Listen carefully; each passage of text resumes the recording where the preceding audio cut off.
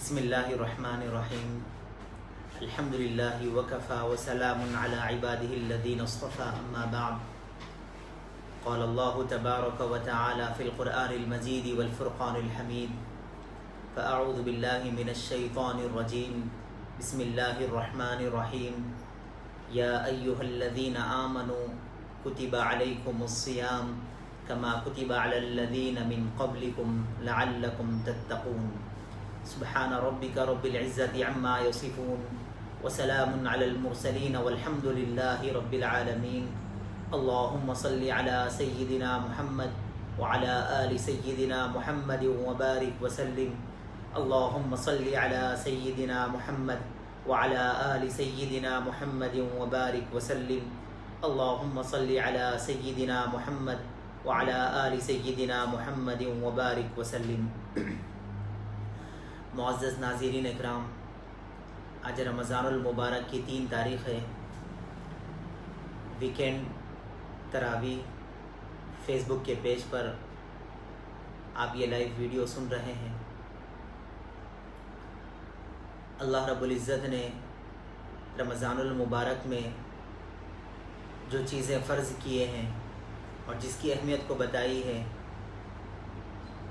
کہ دن میں روزے رکھو اور رات کو تراویح پڑھو، دن میں روزوں کو فرض کیا اور رات میں تراویح کو سنت کیا، اور پھر فرمایا کہ یہ وہ روزے ہیں جس کے ذریعے سے تمہارے اندر تقوی پیدا کرنا مقصد ہے۔ اللہ رب العزت نے قرآن کریم میں فرمایا یا ایہا الذین آمنوا، اے ایمان والو، یعنی وہ لوگ جو ایمان سے تعلق رکھتے ہیں، جس کے دل میں ایمان کی محبت ہے، ان سے مخاطب ہو کر اللہ فرماتے ہیں یا ایہا الذین آمنوا۔ حضرت عبداللہ ابن عباس رضی اللہ عنہ سے روایت ہے کہ یا ایہا الذین آمنوا اتنا بہترین جملہ ہے، گویا یوں ہوتا ہے کہ اللہ خاص ہم سے مخاطب ہے۔ پچھلے زمانے میں اللہ رب العزت نے اپنی دوسری کتابوں میں جیسے تورات میں لوگوں سے فرمایا تھا، ان سے مخاطب ہوئے تھے، ایک مرتبہ مخاطب ہوئے تھے تو وہ لوگ اتنے خوش ہوئے تھے کہ قرآن کریم میں فرمایا گیا نحن ابناء اللہ و احباؤہ، گویا ہم اللہ کے بیٹے ہیں، اللہ کے چنے ہوئے بندے ہیں۔ صرف ایک مرتبہ تورات میں اللہ نے ان مخلوق سے مخاطب ہوا تو وہ لوگ اتنے خوش ہوئے۔ اور مومنوں سے اللہ رب العزت نے قرآن کریم میں 88 مرتبہ فرمایا یا ایہا الذین آمنوا، اے ایمان والو۔ گویا براہ راست اللہ ہم سے محبت کے انداز میں مخاطب ہوتے ہوئے فرماتے ہیں اے ایمان والو، کتب علیکم الصیام، تمہارے اوپر روزے فرض کر دیے گئے ہیں۔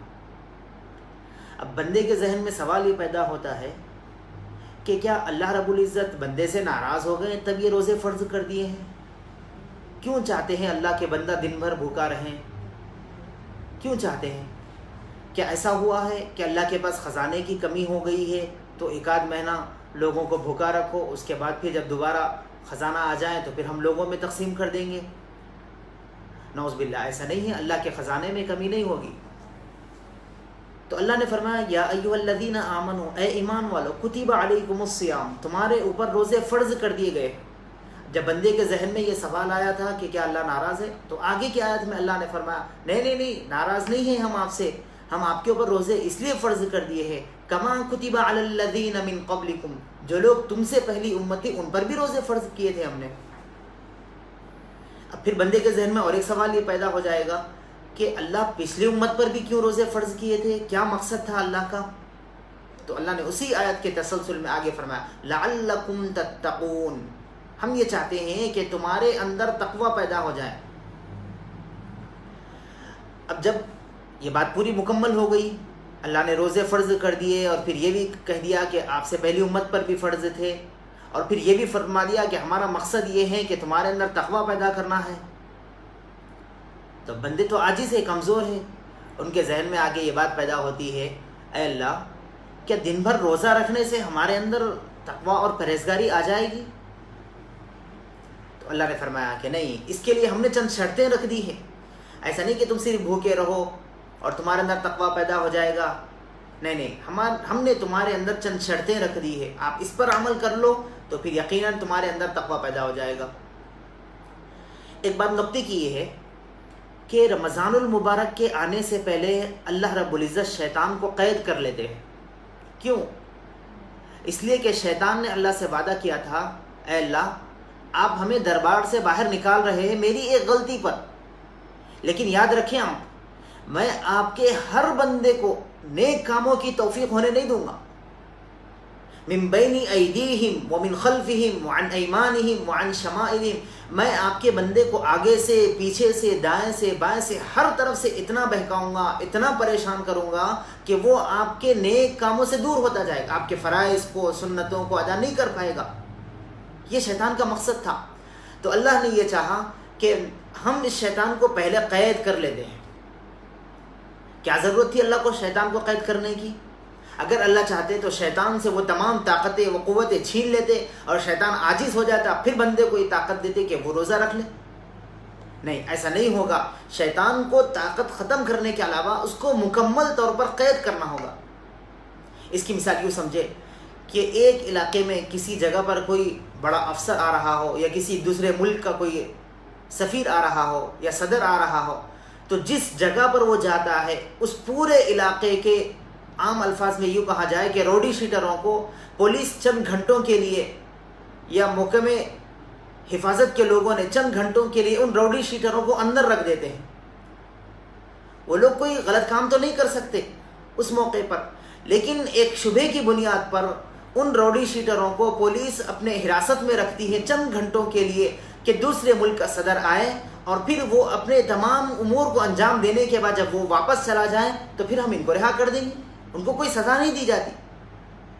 ٹھیک اسی طریقے سے اللہ رب العزت یہ چاہتے ہیں کہ میں جب اپنے بندے کو تقویٰ دوں، پرہیزگاری دوں، اس کو نیک کاموں کی توفیق جب مل جائے، وہ نیک کام کرنے لگے، تو شیطان اس کو بہکانے میں نہ آ جائے، شیطان اس کو اپنے گرفت میں نہ لے لے۔ اس لیے میں یہ چاہتا ہوں کہ میں شیطان کو پہلے سے قید کر لوں اپنے پاس۔ تو اللہ رب العزت نے یہ نظام بنایا ہے کہ رمضان سے پہلے شیطان کو قید کر لیے جاتے ہیں تاکہ بندہ اعمال کرنے میں جستجو کر سکے۔ اب دوسری بات یہ ہے کہ انسان کے دو دشمن ہوتے ہیں، ایک تو شیطان اور دوسرا نفس ہوتا ہے۔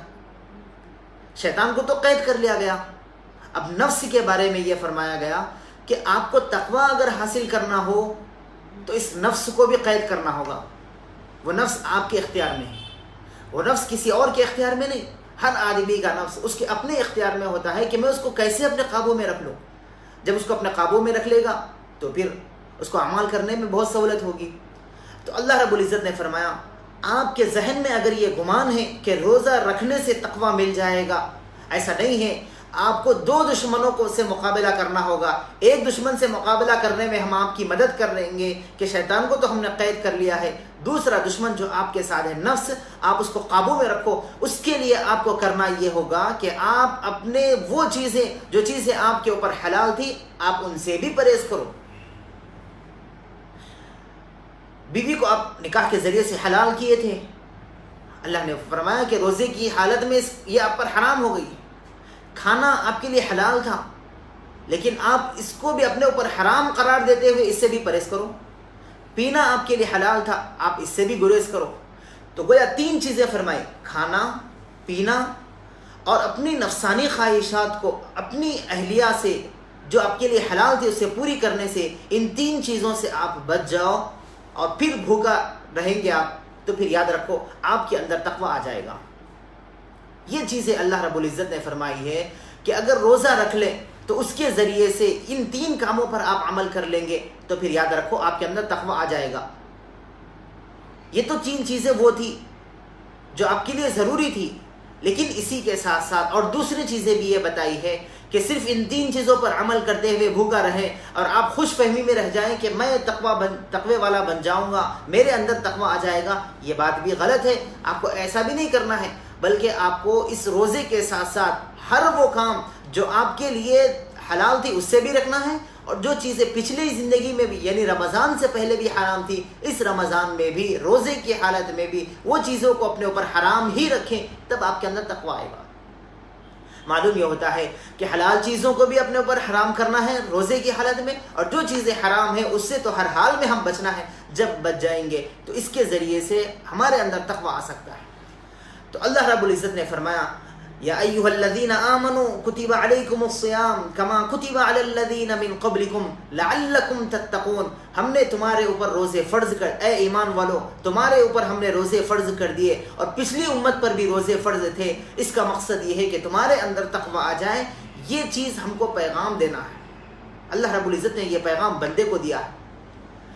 اب ایک اور بات یہ ہے کہ کیا روزہ رکھنے سے تقویٰ مل جائے گا، اور روزہ رکھنے سے ہم کیا نیک اعمال میں ہم کو سہولت مل جائے گی، اور پھر اس کا دوسرا فائدہ کیا ہے؟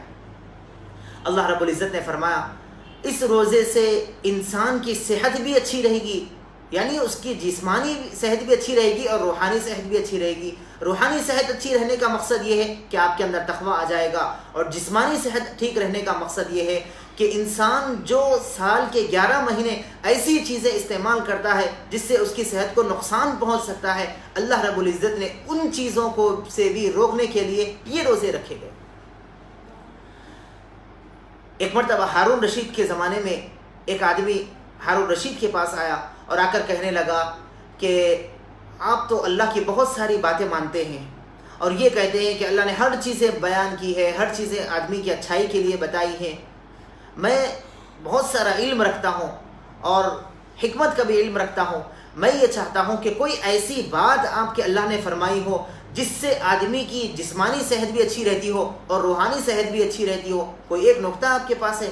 تو ہارون رشید نے اپنے علماء کرام کے ذریعے سے اس آدمی کو یہ سمجھا دیا کہ روزہ رکھنا ہے، اس کے ذریعے سے آپ کو تقویٰ بھی مل جائے گا، اور آپ کے جسم کی وہ چیزیں جو چیزیں آپ نے زائد طور پر استعمال کی ہیں اس سے بھی آپ صحت مند رہیں گے. تو فرمایا کہ قرآن کریم میں اس کی کوئی دلیل ہے کیا؟ تو ہارون رشید نے اپنے علماء کرام کے ذریعے سے یہ بات بتلائی ہے. اللہ نے قرآن کریم میں فرمایا کلو وشربو ولا تسرفو، کہ کھاؤ پیو لیکن اسراف مت کرو. اتنا نہ کھاؤ کہ اس سے آپ کی صحت متاثر ہو جائے. اتنا کھانے سے اللہ نے ہم کو روکا ہے. تو اس آدمی نے کہا کہ واقعی اللہ رب العزت نے قرآن کریم میں جو بات بتائی ہے بہت بہترین بات بتائی ہے، لیکن کیا آپ کے نبی بھی اس پر عمل کرتے تھے، یا پھر اللہ نے قرآن کریم میں یوں ہی فرما دیا؟ تو ہارون رشید نے اللہ کے نبی صلی اللہ علیہ وسلم کا وہ پیغام جو قیامت تک کے آنے والی ساری امت کو دیا ہے اور صحابہ کرام کی اسی نوعیت پر تربیت فرمائی تھی، وہ باتیں ہارون رشید نے اس آدمی سے کہا کہ ہاں اللہ کے نبی صلی اللہ علیہ وسلم نے ہمارے لیے جو تربیت کا پیغام دیا تھا ان میں چند چیزیں بتائی تھی کہ زیادہ کھانے سے کیا کیا چیزیں ہوتی ہیں. پہلی چیز یہ بتایا کہ معدہ تمام بیماریوں کی جڑ ہے. اللہ کے نبی صلی اللہ علیہ وسلم نے بیان کیا ہے، حدیث میں ہے، جس کا ترجمہ میں آپ کے سامنے عرض کر رہا ہوں کہ اللہ کے نبی نے فرمایا معدہ تمام بیماریوں کی جڑ ہے، لہٰذا معدے کو کنٹرول میں اپنے قابو میں رکھنا چاہیے، اور اس کے لیے اتنی غذا فراہم کرے جتنی وہ غذا چاہتا ہے.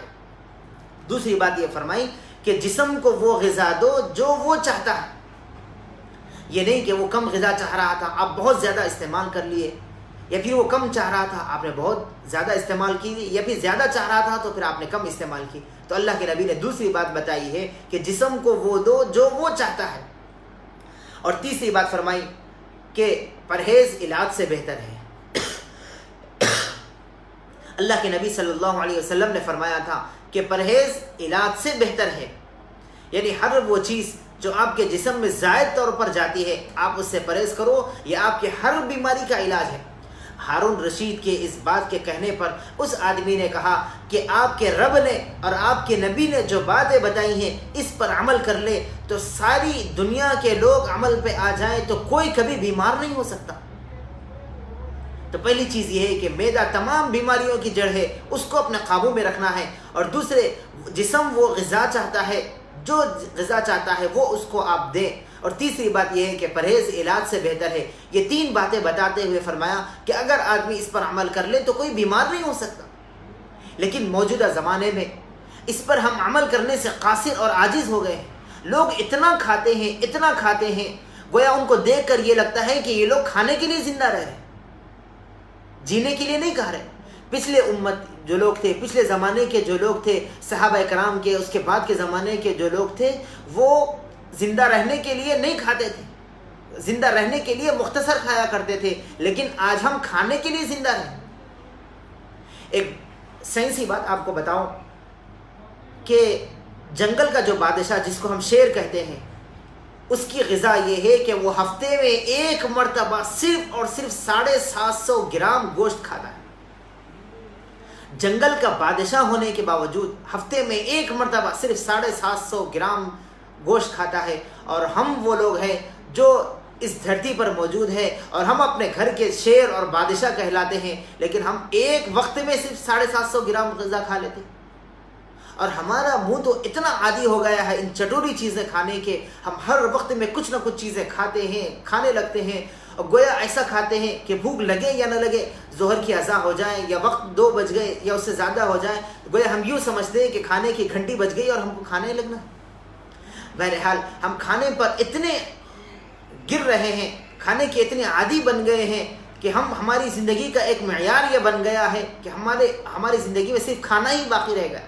تو اللہ رب العزت نے ان لوگوں کے لیے جو لوگ زیادہ غذا استعمال کرتے ہیں روزہ رکھا ہے کہ تاکہ تم ایک مہینہ اپنے جسم پر کھانے پینے سے اتنا بچے رہو کہ باقی 11 مہینے تم کو بیکار کی چیزیں، فضول کی چیزیں، ایسی چیزیں جس سے نہ تمہاری صحت بنتی ہے بلکہ تم کو سے نقصان ہوتا ہے، ایسی چیزیں کھانے سے بھی تم بچ سکو۔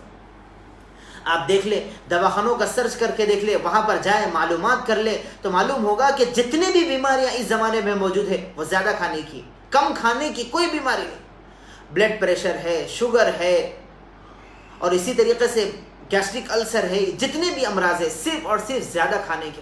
تو اللہ رب العزت نے یہ نظام بنایا ہے کہ روزے رکھو تاکہ تمہارے جسم میں وہ غذا پہنچے جو صرف اور صرف تمہارے جسم کے لیے صحت مند ہو، وہ غذا پہنچے، باقی تمام چیزوں سے تم کو بچنا ہے۔ اور اس کے لیے اللہ رب العزت نے فرمایا اگر تمہارے اندر تقوی پیدا ہو جائے تو پھر یہ غذا سے بچنا تمہارے لیے آسان ہو جائے گا۔ ہم دیکھتے ہیں کہ ایک مومن بندہ روزہ رہتا ہے، ایک گھر میں ایک تنہا واحد اکیلا شخص موجود ہے، گھر میں موجود ہے، دروازہ بھی بند ہے، فریج میں ٹھنڈے چیزیں بھی موجود ہے، کھانے کی چیزیں بھی موجود ہے، لیکن اس کے اندر تقوی کی وہ کیفیت پیدا ہو جاتی ہے، وہ یہ سوچتا ہے کہ نہیں، میں یہ چیزیں نہیں کھاؤں گا اس لیے کہ اللہ کی ذات مجھے دیکھ رہی ہے۔ یہ تقوی کی سب سے پہلی علامت ہے، بندے کے اندر تقوی آ گیا ہے، وہ یہ چاہتا ہے کہ اللہ کی ذات مجھے دیکھ رہی ہے۔ اور دوسری، ایک چھوٹے سے بچے کو ہم دیکھ لیں، بچہ یہ کہتا ہے کہ امی جان میں آج روزہ رکھوں گا، چھوٹا سا معصوم سا بچہ ہے، 7-8 سال یا 10 سال کی عمر اس کی ہے، وہ روزہ رکھتا ہے۔ دوپہر کے وقت میں گرمی کی تپش سے اس کی ایسی کیفیت ہو جاتی ہے کہ وہ نڈھال طور پر بیٹھ جاتا ہے، ماں کی ممتا اس وقت جاگ جاتی ہے، وہ بیٹے کو کمرے میں بلاتی ہے، تھوڑی سی کھانے کی چیزیں رکھتی ہے اور کمرے کے باہر جا کر دروازہ لگاتی ہے اور بیٹے سے کہتی ہے کہ بیٹا اب تمہیں کوئی دیکھنے والا نہیں ہے، تم چپکے سے تھوڑی چیزیں کھا لو اور پھر خاموشی سے باہر آ جاؤ، کوئی تمہیں دیکھنے والا نہیں، نہ تمہارے بھائی دیکھ رہے ہیں، ابو دیکھ رہے ہیں، کوئی دیکھنے والا نہیں ہے۔ لیکن اس وقت بھی بچہ یہ کہتا ہے امی جان سے ہوں، میں یہ چیزیں نہیں کہہ سکتا۔ ایک چھوٹے سے بچے کے اندر بھی اس روزے کے نام سے وہ تقوی آ جاتا ہے، یہ تقوی کی پہلی علامت ہے۔ لیکن اگر بندہ اس تقوی کے ساتھ ساتھ زندگی کے تمام گناہوں کو چھوڑ دے اور یہ کہے کہ اللہ کی ذات مجھے دیکھ رہی ہے، یہ اس کی پوری زندگی کا تقوی آ گیا ہے۔ تو میرے بھائیوں معزز، کسی کے دل میں یہ کیفیت ہو جائے کہ رمضان المبارک میں بھی وہ اچھی چیزوں کو بھی کھانے سے روکتا ہے، کوئی اسے دیکھنے والا بھی نہیں ہے، لیکن اس کے دل میں یہ خیال آتا ہے کہ اللہ کی ذات مجھے دیکھ رہی ہے، تو یہ تقوی کی پہلی علامت، پہلا اسٹیپ اب پار ہو گئے ہیں۔ اب آپ کو اپنے جسم کو، اپنے نفس کو، اپنے خواہشات کو اس نہج پر لانا ہے کہ میں ساری زندگی ایسے ہی رہوں گا جیسے میں یہ سوچوں گا کہ اللہ کی ذات مجھے دیکھ رہی ہے۔ اور جب تقوی پیدا ہو جائے اچھے سے کہ اللہ کی ذات مجھے دیکھ رہی ہے اور اللہ کے دیکھنے کی وجہ سے اس خوف سے میں گناہوں سے بچ جاؤں گا۔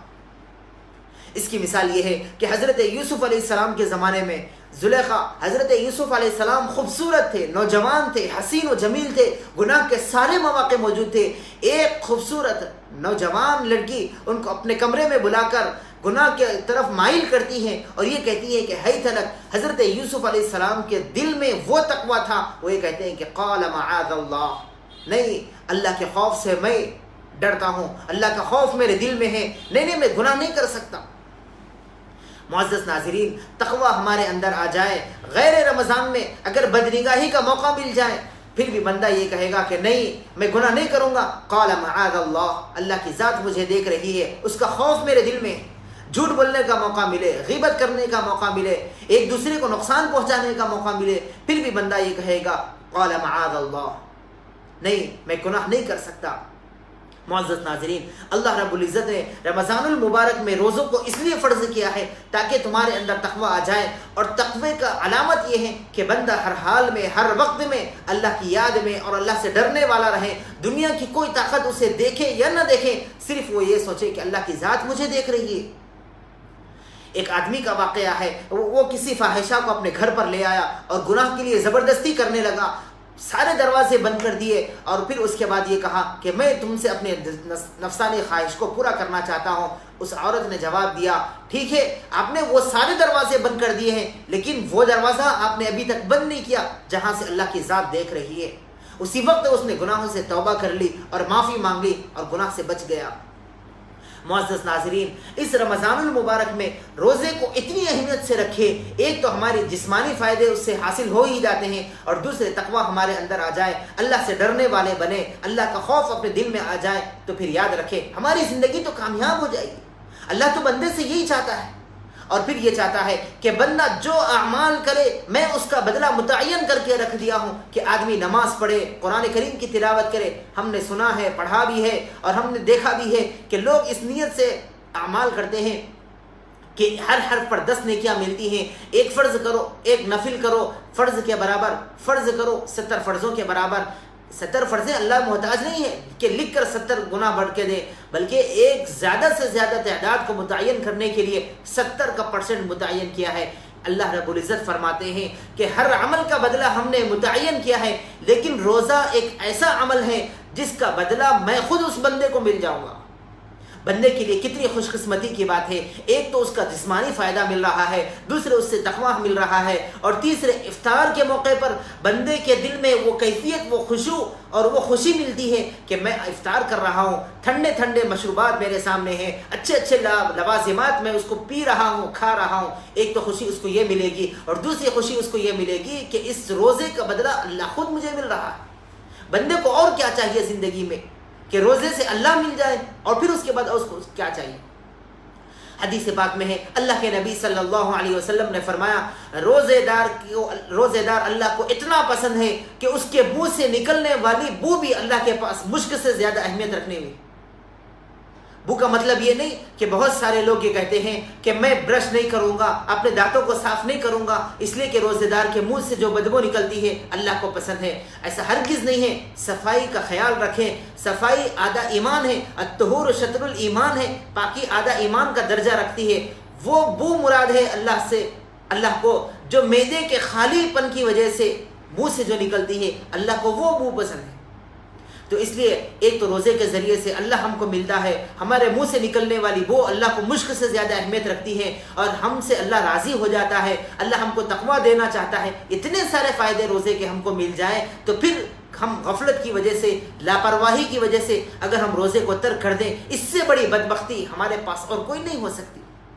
اس لیے معزز ناظرین، ہم نے پہلے پروگرام میں، رمضان المبارک کے پہلے پروگرام میں ہم نے یہ بتایا ہے کہ 3 لوگ جس کو روزہ چھوڑنے کی اجازت اللہ نے دی ہے، ایک تو سفر میں ہو، دوسرے بیمار ہو، تیسرے حاملہ عورت ہو۔ ان تینوں کے علاوہ تیسرے عذر شرعی اگر کسی عورت کو ہو، اور چوتھی چیز یہ ہے کہ اگر پیٹ میں بچہ ہو، حاملہ ہو، اور روزے رکھنے کی وجہ سے اس کو نقصان پہنچتا ہو، ان لوگوں کے علاوہ روزہ ہر بالغ مرد اور عورت پر جو صاحب سمجھ ہو فرض ہے، اور اگر کسی نے جان بوجھ کر یا انجانے میں اس کو چھوڑ دیا ہے، اس کو توڑ دیا ہے، ساری زندگی بھی وہ روزہ رکھ لے، رمضان کے ایک روزے کی فضیلت کو نہیں پہنچتا۔ اس لیے ہم رمضان کے روزوں کی قدر کریں، اس کی فضیلت کو، اس کی اہمیت کو سمجھیں، معمولی باتوں سے، چھوٹے چھوٹے بہانے سے روزے کو نہ چھوڑیں۔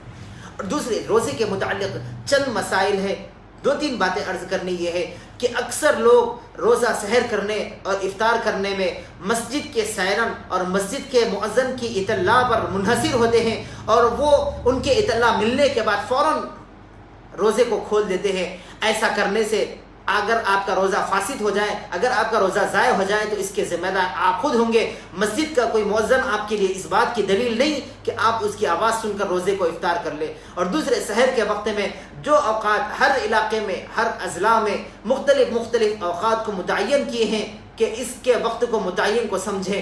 اس وقت کے متعین ہونے کے بعد سے ایک لمحے بھی، ایک سیکنڈ بھی آپ اگر وقت کو آگے بڑھا لیں، آپ کا روزہ ختم ہو جائے گا، روزہ نہیں ہوگا۔ بہت سارے لوگوں کی غلط فہمی یہ ہوتی ہے کہ روزہ ہم رکھے تو اذان تک رکھے، فجر کی اذان تک رکھے، اگر ایسا آپ نے کیا ہے تو آپ کا روزہ ختم ہو جائے گا۔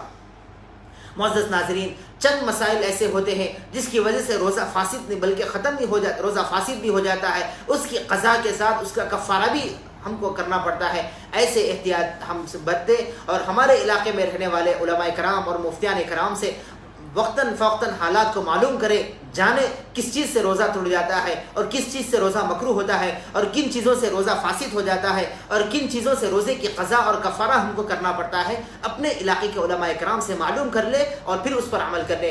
بیکار کی فضول میں واٹس ایپ پر اطلاع مل گئی، مولانا گوگل صاحب، مفتی یوٹیوب صاحب سے آپ کو اطلاع مل گئی، اس پر ہم مسئلہ دیکھ لیں، فتویٰ دیکھ لیں، اس کے بعد پھر ہم اس سے عمل کر لیں۔ یاد رکھے، اللہ دیکھے گا کہ تم نے ان لوگوں پر، ان چیزوں پر عمل کیا ہے، تمہارا روزہ بھی ختم ہو گیا، تمہارے اعمال بھی ضائع ہو جائیں گے، تمہارا کوئی فائدہ نہیں سوائے تم بھوکے رہنے کے۔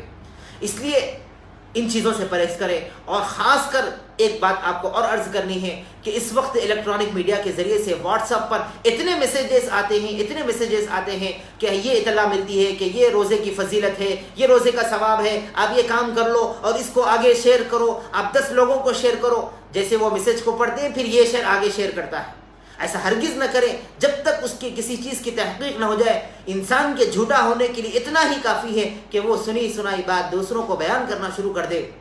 اس لیے معزز ناظرین، جتنے بھی میسیجز حدیث کے حوالے سے آپ کے پاس آ جائیں، ہم اس سے بچیں جب تک اس کی مکمل تحقیق نہ ہو جائے۔ آگے کسی کو فائدے اور نفع کے غرض سے نہ بھیجیں، ان کو نفع کے بجائے نقصان ہو جائے گا، ان کا روزہ، ان کے اعمال ضائع ہو جائیں گے، ان کا وبال بھی آپ پر آ سکتا ہے، اس کے ذمہ دار آپ بھی بن سکتے ہیں۔